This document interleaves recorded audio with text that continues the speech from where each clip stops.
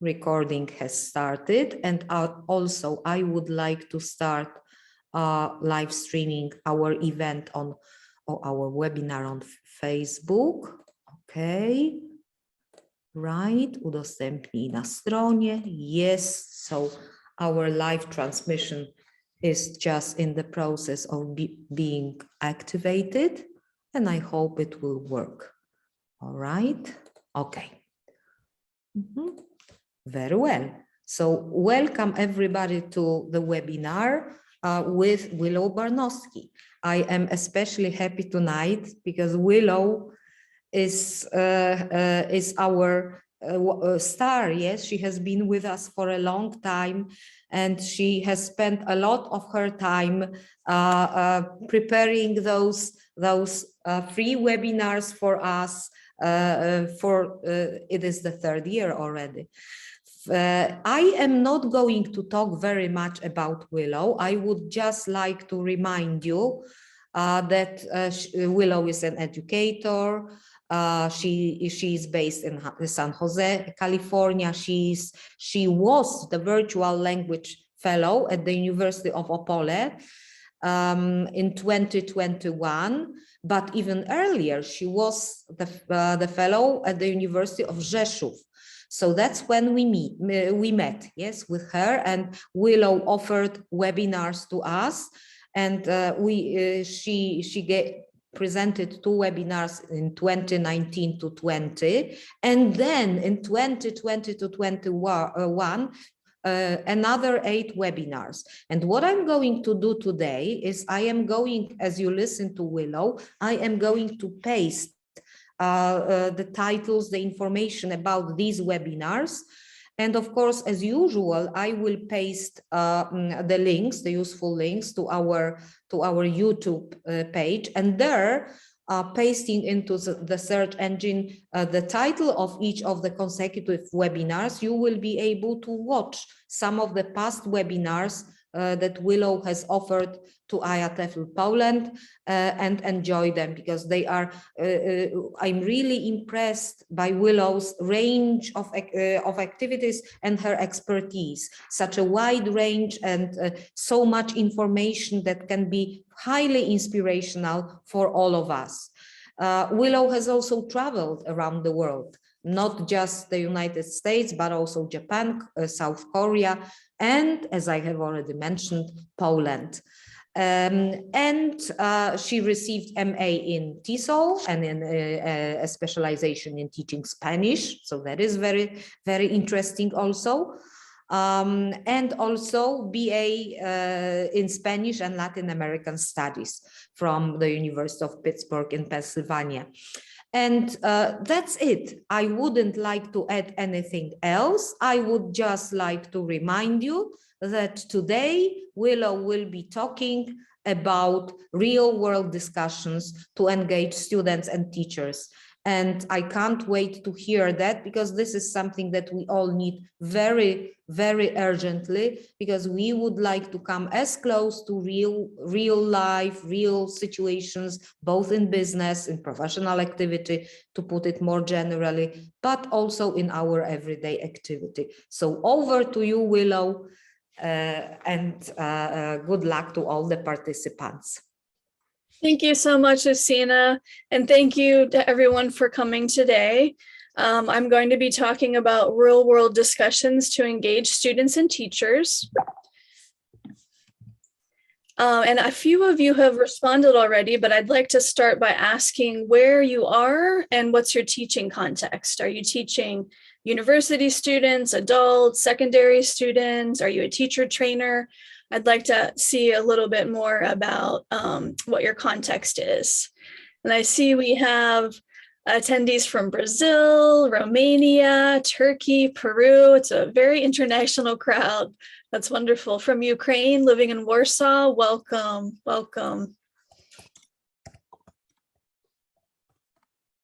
Anyone else who'd like to share where they're from? From Poland, teaching business English at the university level, okay. Wonderful.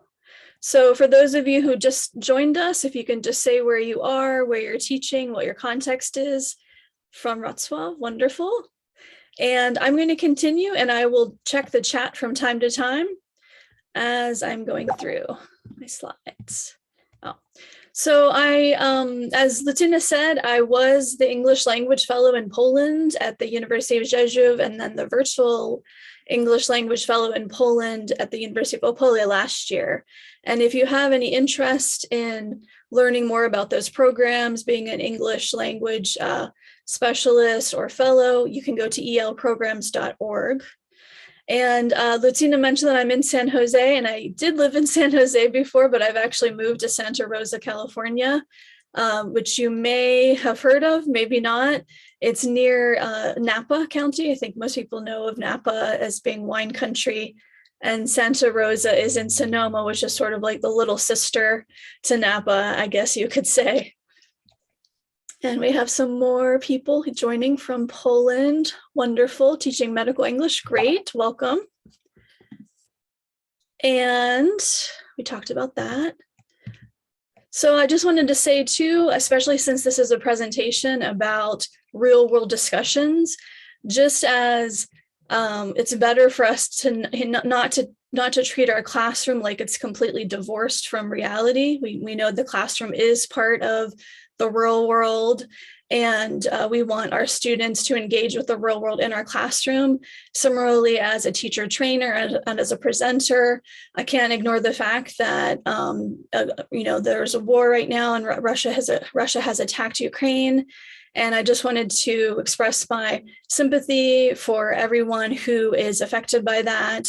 I know that Poland shares a border and a history with Ukraine, and I have been so moved by hearing from so many Polish colleagues and students who are donating and helping people who are struggling. And I also just wanted to say, I hope that we can always have sympathy for anyone affected by war in any country under any circumstances, because it's never something that should happen in a civilized world, right? We should never have war in any countries. So just wanted to say that. And also, if you have any resources or anything that you've used in classes, if you're teaching right now, because I'm sure a lot of students have questions about what they're seeing in the news, or if in the past, if you had similar conflict in your country, if there were resources that you shared with your students, please share in the chat any articles or resources that you found helpful, or questions that you found were good for talking to students so that they could process and deal with some of the anxiety that's always prevalent in conflict. Let me see for any more comments here. Some comments calling for peace. Yes, definitely. And absolutely, it's ideal that we all learn to work together and not resolve issues via conflict. And Katarzyna said that she has students from Ukraine. Yes, that's got to be really hard to be focusing on class when you're concerned about your home country. So that's really difficult. Okay. Sorry. So today we're going to be talking about how we can choose topics to talk about. Okay, of course, as we just mentioned, when something is in the news or something is so relevant and so close to us, it's, obviously we want to discuss that in class and set time aside for it to be able to help our students and support them. We're going to talk about how we'd find some, how we could find topics. We're going to talk about some sample subjects, and I'm going to share some online resources and questions that we can use in discussing these things with students. And I want to share some questions that I think can really lead to discussion and engagement, as opposed to just a question, what do you think about this topic? Or do you agree with this topic or not? And for those of you who came a little later, I'm going to share a link again. This is the link, which I hope you can open, to a Google Doc, which has all of the resources that I'll be referencing today. So you should be able to access that document. If you have any issues with it, I'll also share my email address at the end of the presentation, and you can ask me and I can send that list to you. And I also would like throughout the presentation, if you have any ideas to share or any questions, to please share them in the chat. And then when I have a chance, I can go back and look and respond, especially if I have some extra time at the end of the presentation. And I also wanted to point out that I had planned this resource list it's more for adults. So either older students or university students, if you teach adults or you teach teachers. Of course, these resources are also intended for you. So if you read the resources and then are able to, maybe edit them or take an excerpt from them to use with younger students to discuss certain topics, of course, that's also a possibility. But I just wanted to let you know that they are resources intended for adults.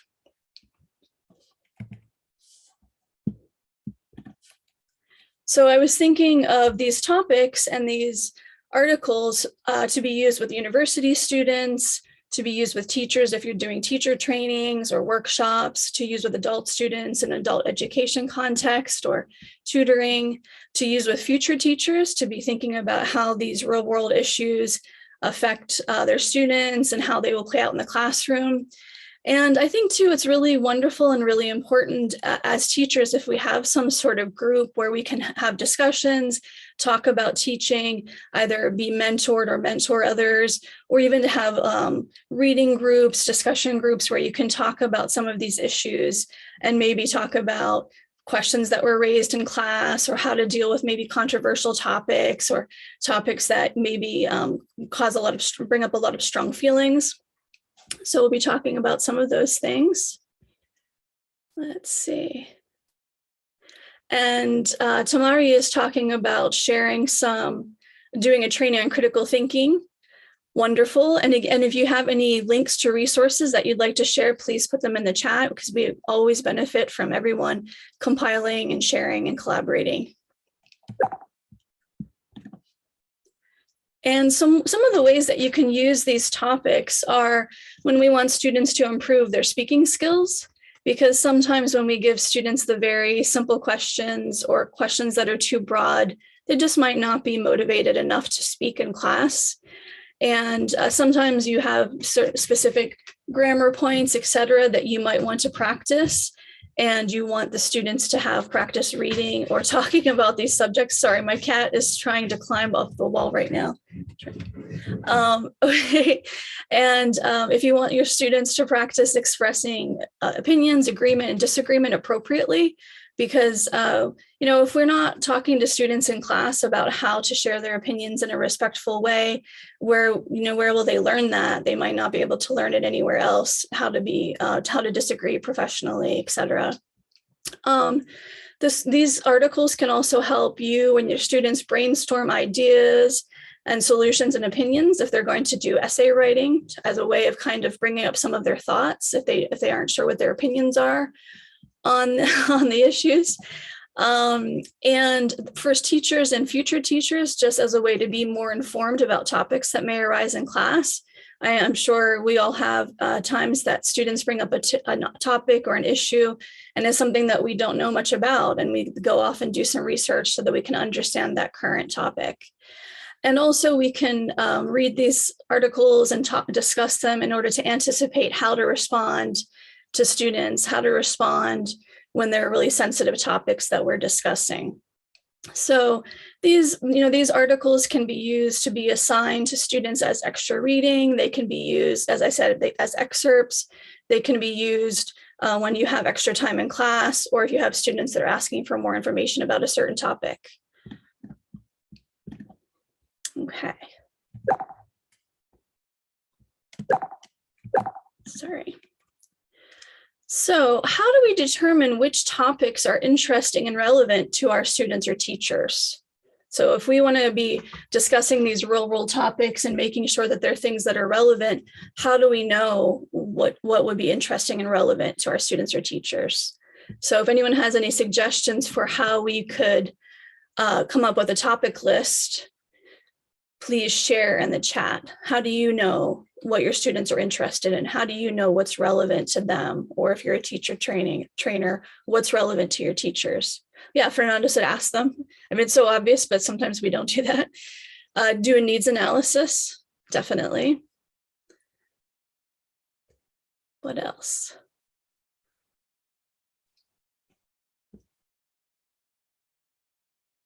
Okay, so I'm going to share a few ideas, and if you have any others, just bring them up in the chat. Arising issues, questionnaires, great. Yes, very good. So I'm going to share a few resources, and then I'm going to respond to a few more of those chat comments. So one way, of course, ideally we should, actually, let me go forward here. Ideally, we should ask our students, right? We could explicitly ask them which topics interest them. Sometimes students come to our classes and they say, I don't know, I just want to learn English, and they aren't really able to articulate what they want to learn about if they have a choice of topics, or if if you have some extra topics, or if you're doing content-based instruction, which is what I normally do. So sometimes you might need to be a little more indirect. Could give them a student information sheet. Some of you mentioned questionnaires.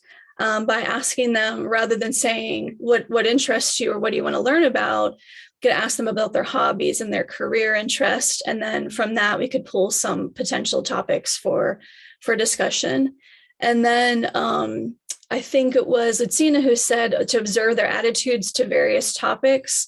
So yes, listening to their conversations sometimes, or noticing their reactions. Sometimes a question in class might might turn into a much larger discussion than you had anticipated. So maybe you make time for that later, find some more information, find some resources to continue that discussion. And also sometimes those conversations that we consider off topic really show what our students are interested in, what they would really like to learn, and ways in which they would very passionately be willing to practice their English because they're debating and discussing something that's very important to them. And up above, I just have a little screenshot. If you want to do a survey, if you want to create a survey online, if you want to use a Google survey, or if you use MS Teams, if you want to use forms and MS Teams to create a survey. And another thing that you can do too, when you want to find out maybe which topics are really close to your students' hearts, or which topics would really cause them to come alive, because I love to have the classroom in which students are really discussing and they're debating and they're sharing their opinions and their knowledge and sharing resources. And so sometimes you can find out what students are really passionate about by asking them a question at the beginning of the semester, which is, do you anticipate any challenges or obstacles to your success in this course? So for example, if a student says, well, I might not have childcare sometimes, and that might prevent me from coming to class, then you know that maybe a discussion on should all schools provide childcare for students might be something that students would feel really strongly about. Or if a student says that maybe they have tech issues, or that could lead to a discussion about maybe some inequalities in terms of access to technology. So by asking those kinds of questions, we get to know our students better, even sometimes when students aren't willing to directly share with us exactly what their concerns are. So let me back up. And I wanted to show you a few other ways. Of course, you can always go to a news site like BBC News to find some current topics. If you go to Twitter, you could always look for trending topics, or look at the headlines at the top, and they'll have a bunch of topics or tweets that are really popular and discussions that people are having. There's a National Speech and Debate Association that has lists of debate topics that you can go to. Sometimes the topics are very academic. Sometimes they might be a little more informal, and sometimes they might have to do more with education, sometimes more with personal lives. And so depending on what kind of activity you're doing with your students. And then also there is, you can find a list of debate topics for 2022 to 2023, and a few of them are below, things about education and the cost, and video games, etc., dating in the workplace, racial profiling. So those can be topics that students would have really strong opinions on. And, ideally we want our students to be able to express those opinions on those important topics, but in a professional and appropriate way. And Fernando mentioned that there is a photocopyable book called Taboos and Issues from Thomas and Heinley, and a series called Hot Topics where you can find interesting issues. Great, thank you for sharing that. That's wonderful. I think sometimes we are afraid to touch on topics that are taboo or that are really controversial, but I think, you know, there's not really a way that we can avoid doing that in class, and it makes it much more interesting. Okay. Some more resources are the procon.org site, Britannica site. Some of you have probably seen that. I know I mentioned it before in other presentations. They have topics and they have some lists of resources and summaries of the pro and the con, the pros and the cons of that topic, and it's quite detailed. So this is just a short list of some of the newer topics about space colonization, you know, the cancel culture, etc. And that is a really great resource because your students can actually find a lot of links there that are related to the topics. Fernando has his hand raised. Fernando, did you want to say something?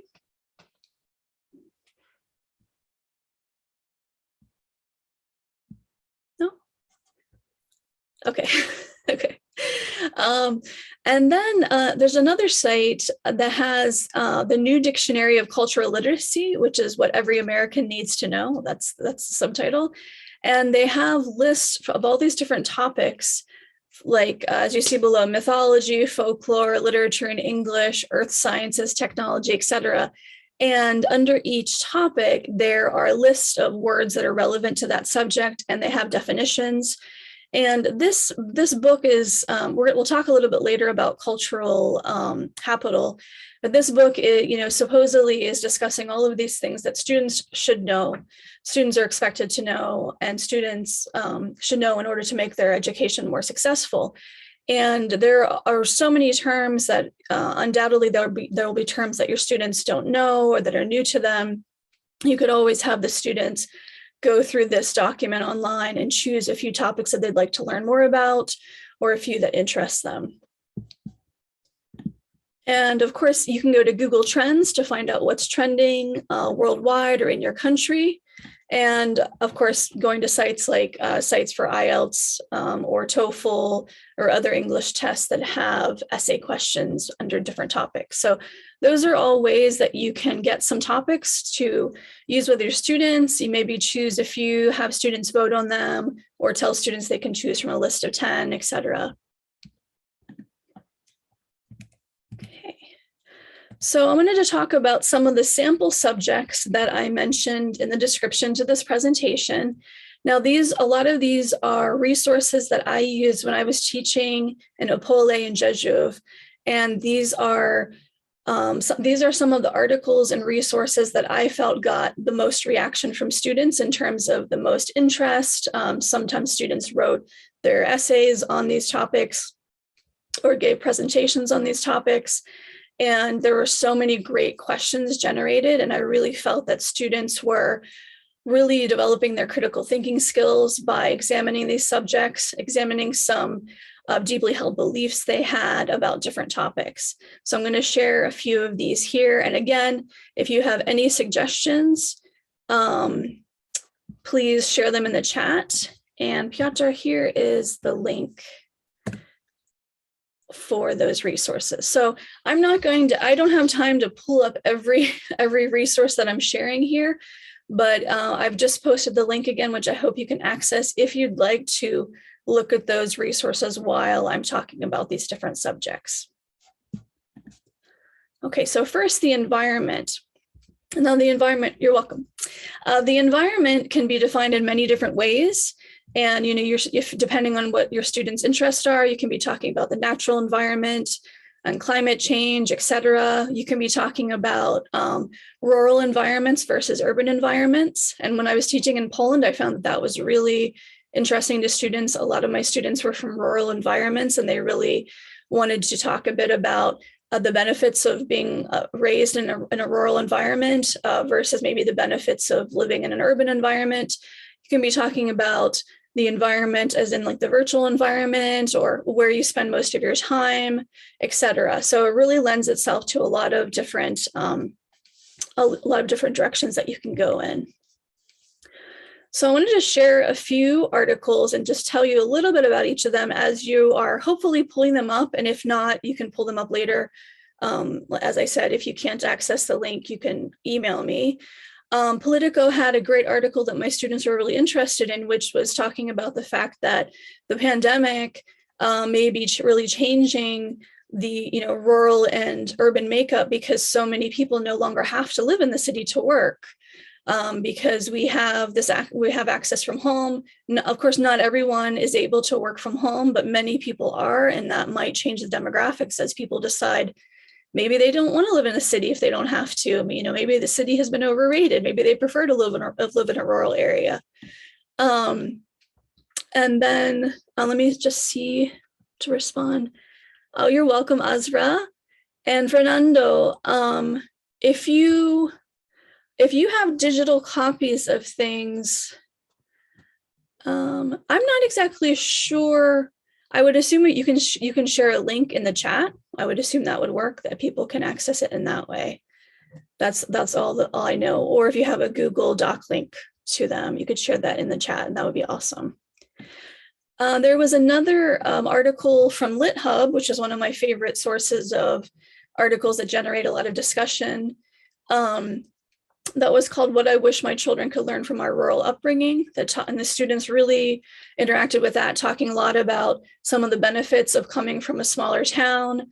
This led to a lot of spirited discussions about, students kind of feeling like more attention is paid to cities, or cities have this reputation for being the better place to live.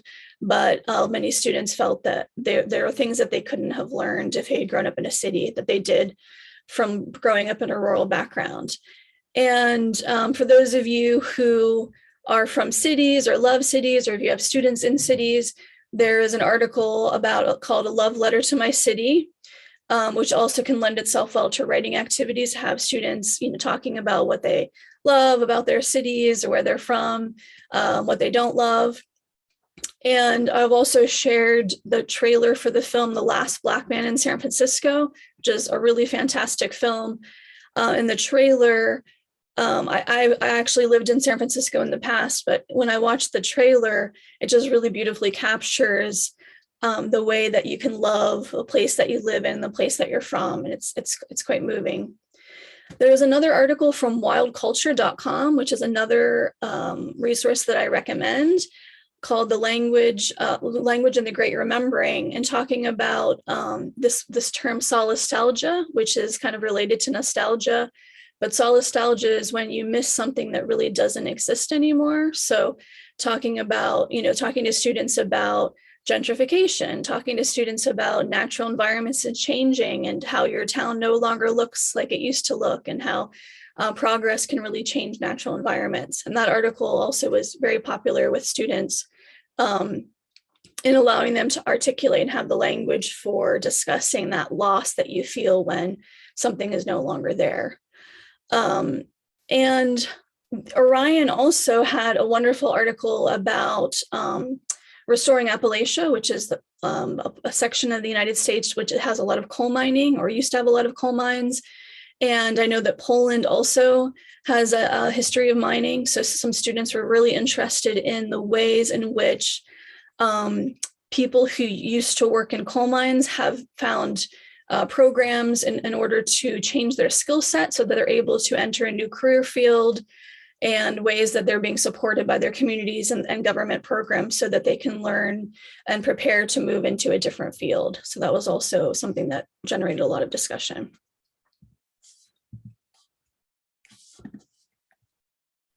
And for those of you who like to read, I guess you could describe it as weird fiction or surreal fiction, Jeff Vandermeer is an American writer. He wrote the Southern Reach trilogy, and I believe Annihilation was made into a film, but there are 3 books: Annihilation, Authority, and Acceptance, and he explores a lot of issues related to nature and the environment.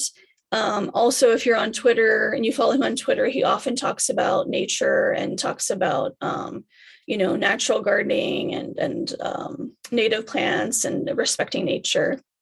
So you could have students also read one of his books or one of his stories online, or watch the movie Annihilation, and also talk about some other movies or books or TV shows that have environmentalist themes, and ask them if they think that popular culture could influence views on environment and how that could work.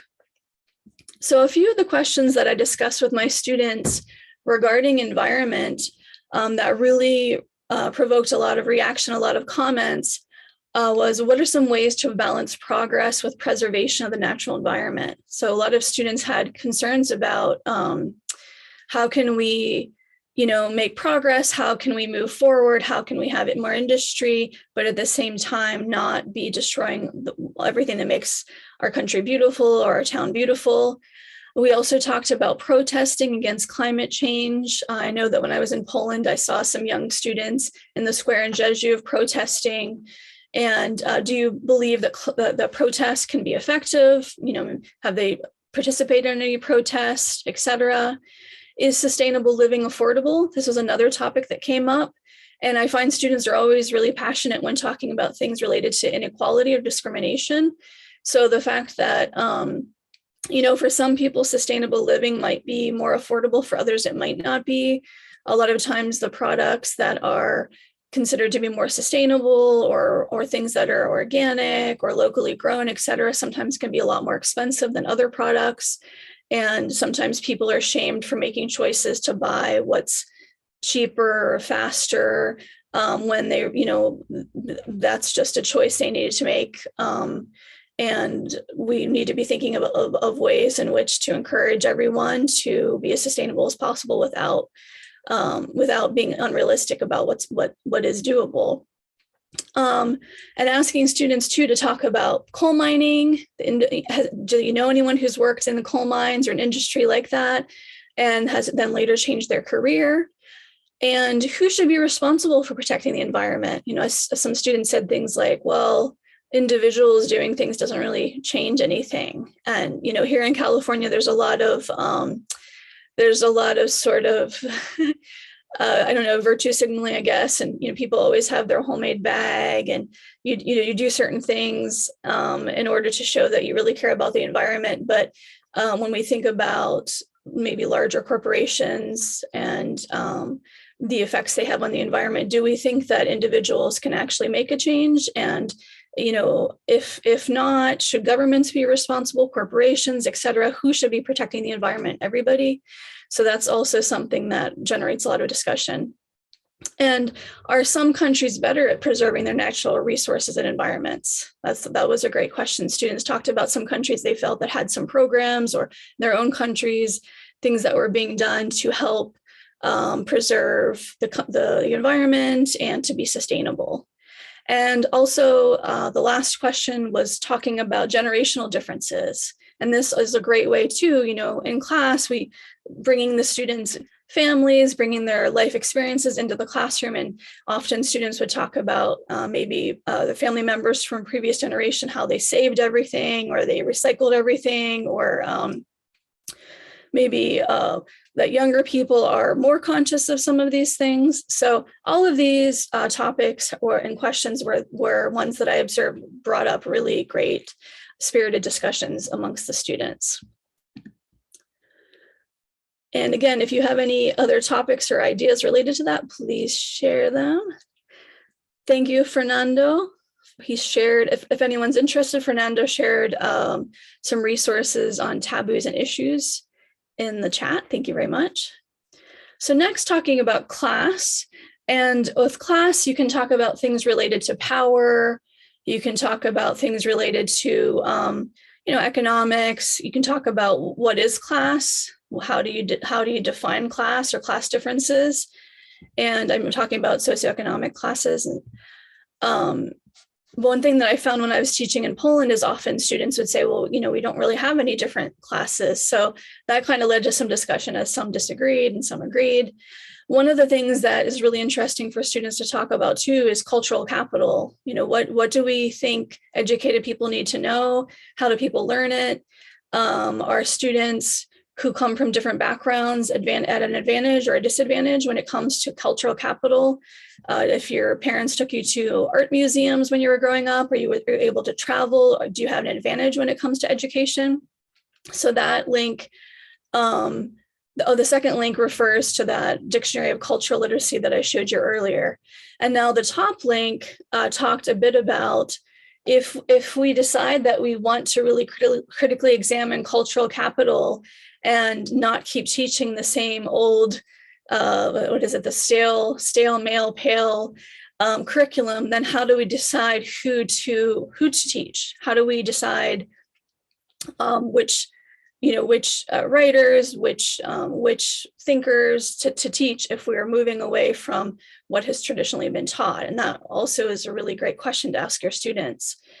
Another great resource, anything by Bell Hooks. I shared Confronting Class in the Classroom because she talked about coming from a working class background and going to school and seeing that there were differences and that class was something that was not supposed to be spoken about. In the United States, people often say there are no class differences, which isn't true.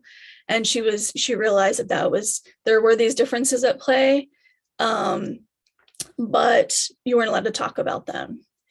And let's see. The next one is a great resource about decolonizing the curriculum, talking about questioning power structures and who decides what goes in the curriculum, who decides who holds power, how is that handled in the classroom. And also The Guardian had an article by a woman, this article is a few years old, but talking about how she felt class affected her experience in schools. I also have, if anyone's really interested in talking about class, there's another book I've been reading recently about class system, and it really compares class in the UK and class in the States. If that interests you, message me and or send me an email and I can send you the title and the writer, which I can't remember right now. Okay. So a few of the questions that I went over with the students were, talking about when it comes to cultural capital, there are certain things that we expect students to know a little bit about. They should have, this sort of at least superficial knowledge of a lot of different topics. And then in other ways, other topics or subjects they study more deeply. So to ask students, like, overall, did you think your education was more broad? Did you learn a lot? Or did you learn a little about a lot? Or did you feel that it was more deep, that you learned a lot about certain subjects, or was it both? And that really gets students thinking about considering what they learned, how they learned it, what choices were made in terms of what they were learning, and who makes those choices. And that's related to the second question about the canon. If we are mixing maybe more things that are considered, dead white guy stuff, and then we're mixing things that are more inclusive of all different cultures, and who do we decide who to include, who not to include? Should we just throw out all of the traditional canon? So those are really great questions that students like to discuss. And also talking about representation in the class, about first generation college students. And, are you disadvantaged if you go to university and your parents didn't go, and you maybe don't know what to expect as much as someone else whose parents did go to university? And sort of what values are being promoted in school. So I won't go over all of those questions right now because I see I'm kind of getting low on time. Okay. Race and ethnicity is another topic that was really a hot topic, talking about the difference between the two. And, I'm in the States, and I'm a white woman in the States, and I have been learning so much about how my white perspective informs so much of how I think and how I view the world. And so if anyone's interested in more resources that are sort of from the perspective of the States, message me or email me. I have so many resources because I have really been trying to educate myself and trying to learn more about how to be a better person. But one of the absolute most fantastic resources, especially if you're working with white students who maybe have been taught that white's not really a race, and that they kind of always have thought of white as like the standard. is through the National Museum of African American History and Culture. They have videos, they have articles, they have things for all levels, I think.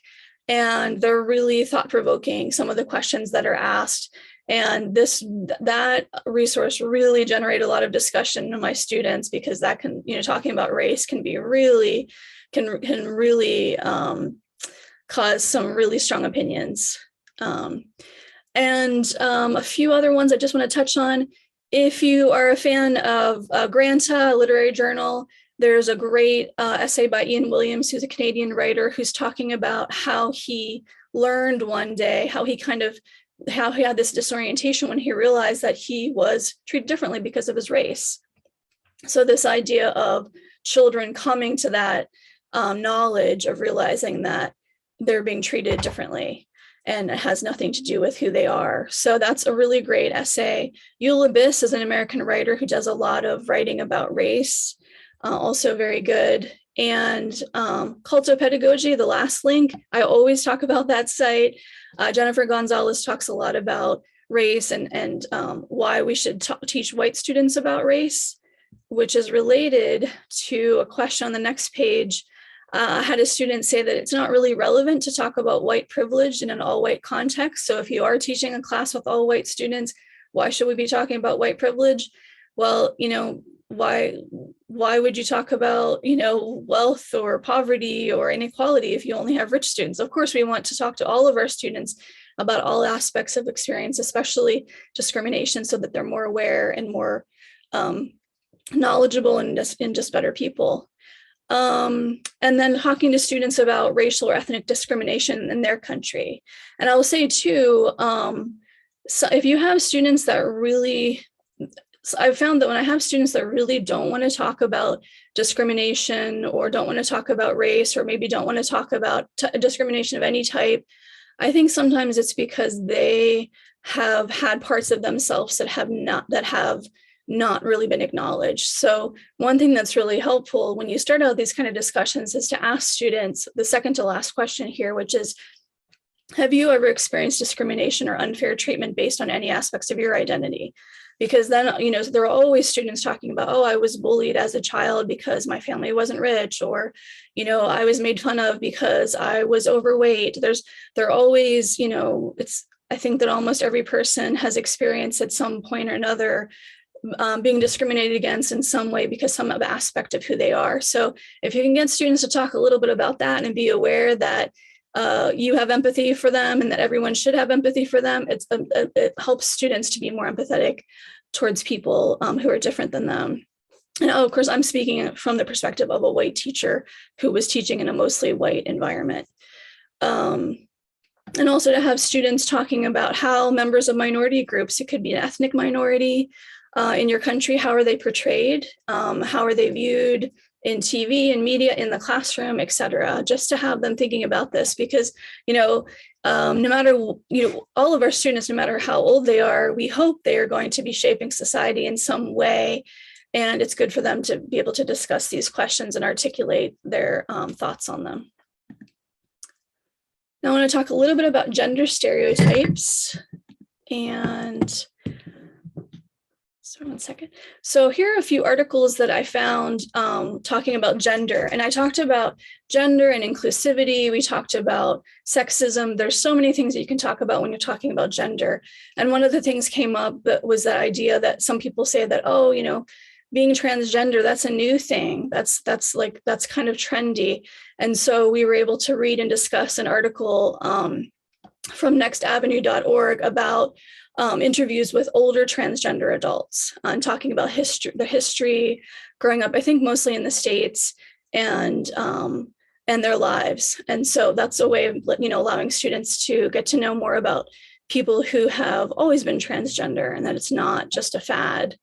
Also, we read about some questions about religion and LGBTQ support, and if students can get support through religion, and how different religions can view the LGBTQ community. We read some coming out stories. We talked about violence against women.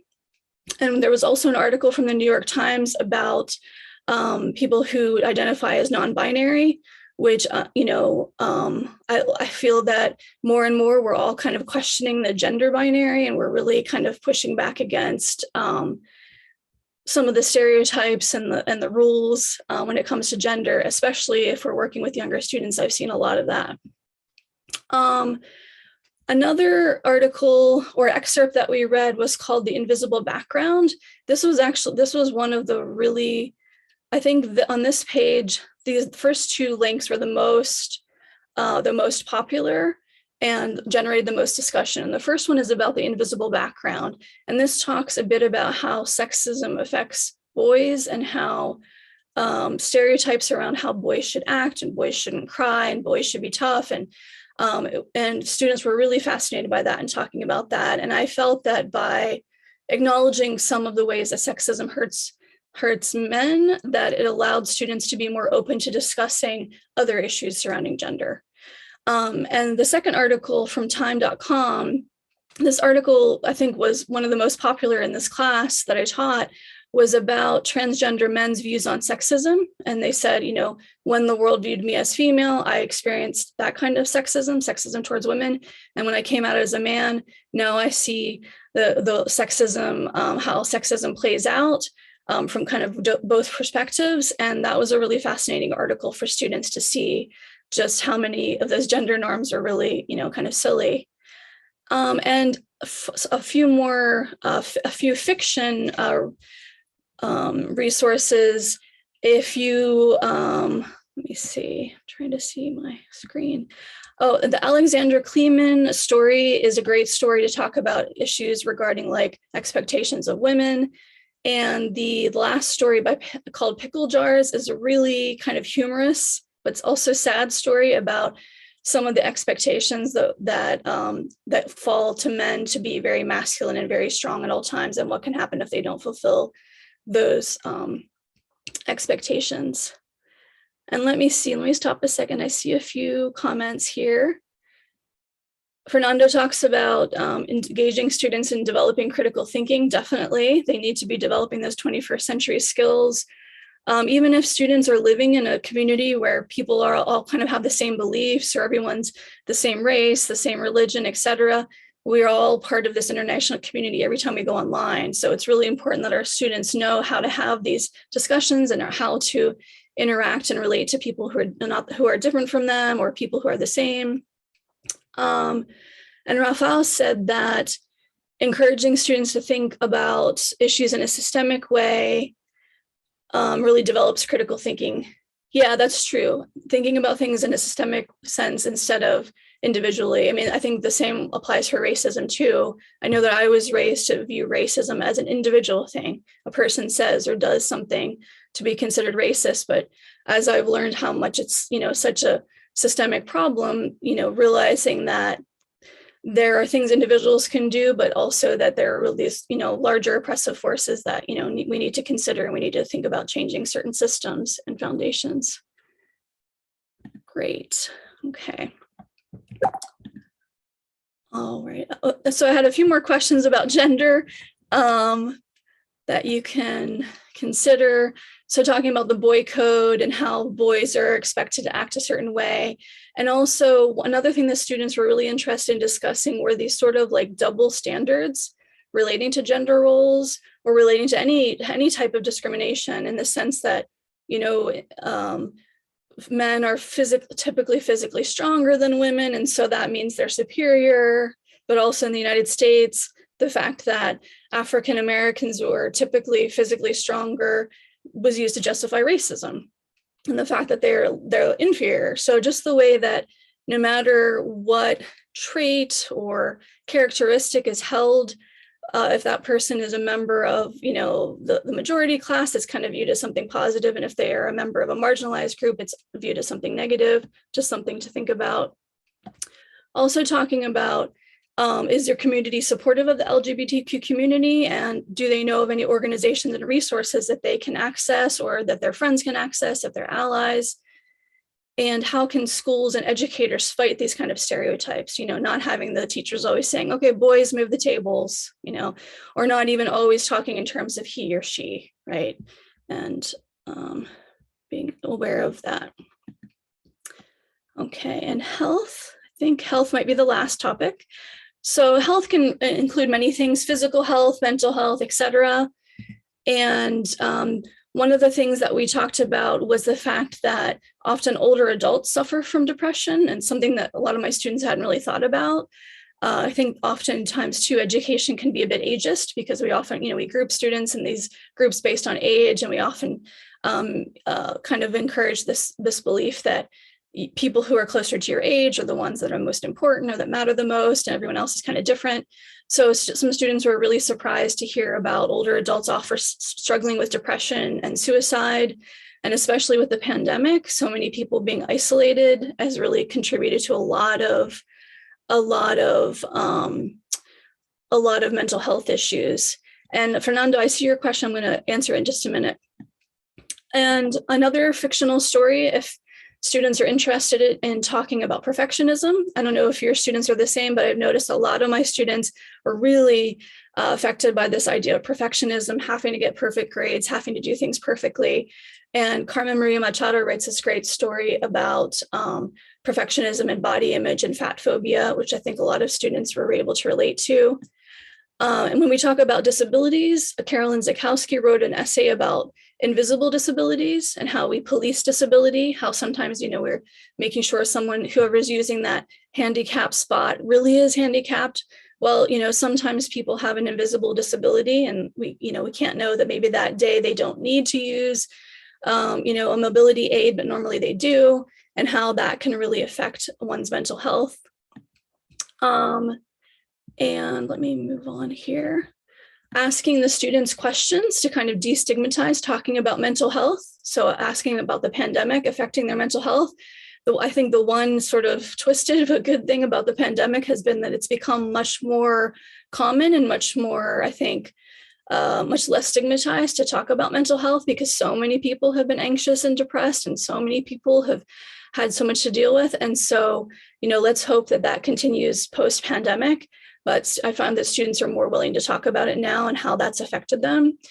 And then talking too about, gaslighting in the medical profession, or, sometimes maybe having health concerns dismissed. Has that happened to students? And also the fact that, what about these, these greater forces, of sexism, racism, et cetera? How can they affect someone's mental health? An individual can do what they can to try to, be responsible for their own health. But if there are these larger forces at play, that can really be a crushing weight for them to carry, for us to carry. And what are some ways that educators can advocate for student health? Is another question to talk to teachers and future teachers about. How can we make sure that we're aware of students' struggles during this pandemic? And let's see. So Fernando's question was, what role should the teacher have when carrying out an activity in relation to his or her opinion when dealing with a controversial issue? Well, I think that, and people can add your thoughts. I think that really depends too on what age students you're working with.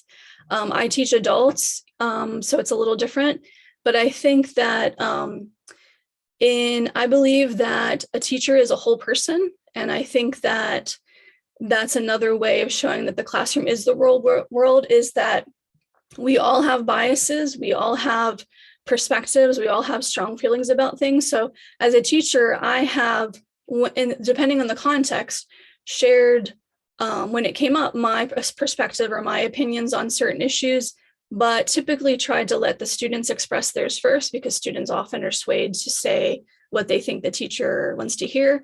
And also making it clear that no matter what the students' perspectives or opinions, as long as they're respectful to other students in the class, I want them to express themselves, use their English, write, speak, etc. So, I've had students in class who had political, social, religious beliefs that are completely different from mine. And I think that, we just always have to be aware to make sure that we're viewing students and observing them and evaluating them through the lens of their performance in class, and not through the lens of, do they share the same perspective that I do? But also not letting the student, if a student does have a troubling, maybe something you view as a troubling point of view or perspective, not allowing them to say something in class that might demean another student, diminish another student, etc. So making sure that space is safe for everyone. But I think when you work with adults, it's fine to, just say, well, I disagree, and I think you know that, or because especially with people being online, it's sort of hard to maybe hide who you are. Someone goes to your social media, they see, oh, this person believes this, or this person is, follows this party or voted for this person or whatever. So it's a little different with children. Fernando, please, absolutely don't apologize. I love to hear the questions. And Nada said that students' perfectionism is passed to them from their parents or family. Yeah, it could be. It could be that that's where it comes from. Also, maybe certain societies tend to be a little more maybe work-oriented or academic success-oriented, and they might push people to be more that way. Absolutely. I think I've heard of people too who've said, like, I'm not sure why my child is such a perfectionist about grades. I didn't do well in school and I don't pressure them. So we don't always know where we get things from, but certainly the attitudes of our parents and family can really affect us. And that's why it's so important that you let your students know that we are there to teach them and to treat them professionally, even when they feel that they're not perfect. We are there to help them learn and to help improve their ability to use the language and reach their academic goals. So I wanted to give a couple of minutes for any questions or idea sharing that you have, anything that you wanted to bring up, any more resources, you can add them into the chat. And while you're doing that, I will look back to see if there's anything I missed commenting on.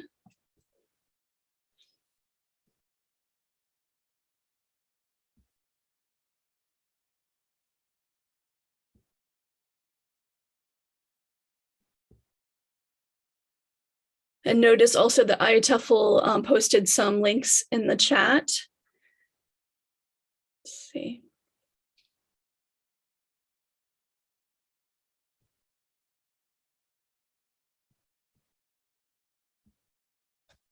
Okay.